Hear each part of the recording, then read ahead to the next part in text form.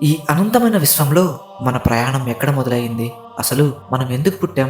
ఒకరు రాజభవనంలో, మరొకరు పూరి గుడిసెలో ఎందుకు జన్మిస్తారు? దీని వెనుకున్న రహస్యాన్ని మన పెద్దలు కర్మబంధనం అన్నారు. కర్మ అంటే ఏదో భయంకరమైన శిక్ష కాదు.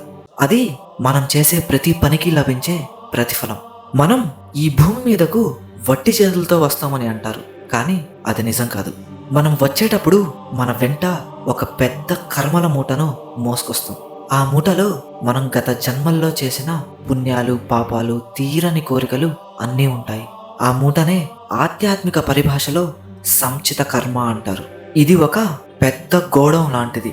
ఇందులో మీరు వందల వేల జన్మల నుండి చేసిన పనులన్నీ నిక్షిప్తమై ఉంటాయి. మనకు ఎన్ని జన్మలు ఉన్నాయో, ఎన్ని పనులు చేశామో మనకు తెలియదు, కానీ ఈ సంచిత కర్మలో ప్రతి చిన్న లెక్క భద్రంగా ఉంటుంది. అయితే ఈ సంచిత కర్మలో ఉన్నవన్నీ మనం ఒకే జన్మలో అనుభవించలేము. అది సాధ్యం కూడా కాదు.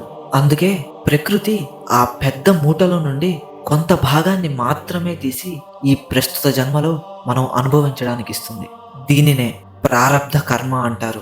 అంటే ఇప్పుడు మనకున్న ఈ శరీరం, మన తల్లిదండ్రులు, మనకు వచ్చే సుఖదుఖాలు, మన ఆర్థిక స్థితి, ఇవన్నీ ఈ ప్రారబ్ధ కర్మ ద్వారానే నిర్ణయించబడతాయి. అందుకే కొందరికి ఎంత కష్టపడినా ఫలితం రాదు, మరికొందరికి అదృష్టం తలుపు తట్టినట్లుగా అన్నీ వస్తుంటాయి. ఇది చూసి మనం దేవుణ్ణి తప్పుపడతాం, కానీ నిజానికి ఇది మనం గతంలో నాటుకున్న విత్తనాలే ఇప్పుడు చెట్లయ్యి మనకు ఫలాలను ఇస్తున్నాయి. దీన్నే మనం తలరాత అని కూడా అంటుంటాం. కానీ ఇక్కడే ఒక ముఖ్యమైన విషయం గుర్తుపెట్టుకోవాలి.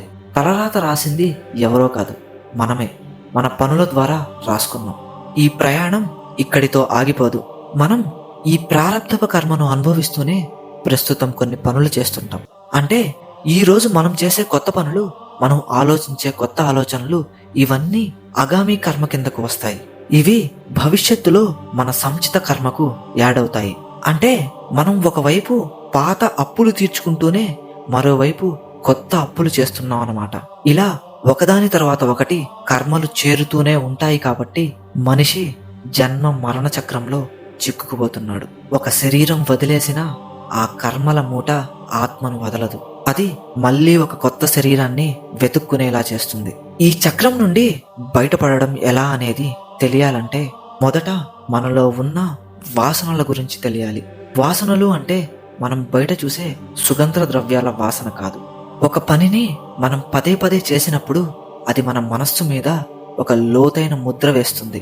ఉదాహరణకు ఒక వ్యక్తికి కోపం ఎక్కువ అనుకుందాం. ఆ కోపం అనేది అతని మనస్సులో ఒక వాసనగా నిలిచిపోతుంది. శరీరం చనిపోయినా ఆ వాసనలు ఆత్మను అంటిపెట్టుకునే ఉంటాయి.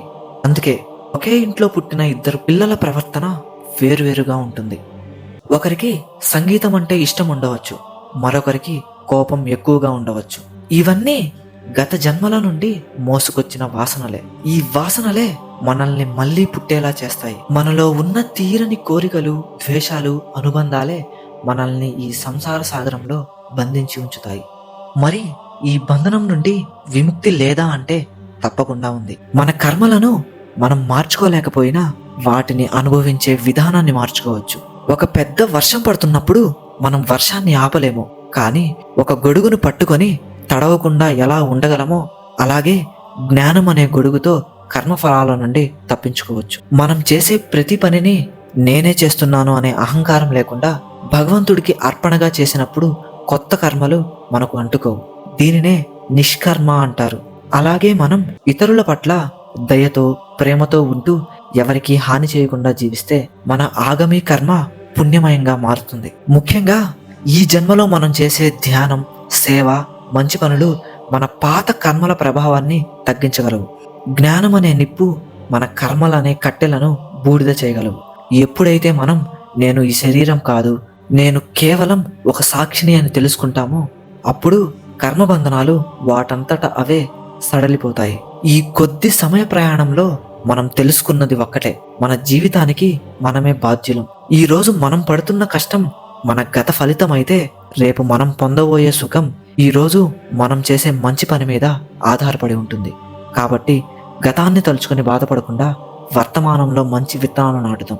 అప్పుడే ఈ జన్మ మరణ చక్రం నుండి విముక్తి పొంది శాశ్వతమైన ఆనందాన్ని పొందగలం. మన ఆలోచనలే మన కర్మలు, మన కర్మలే మన బంధనాలు. ఈ బంధనాలను తెంచుకోవడమే నిజమైన స్వేచ్ఛ.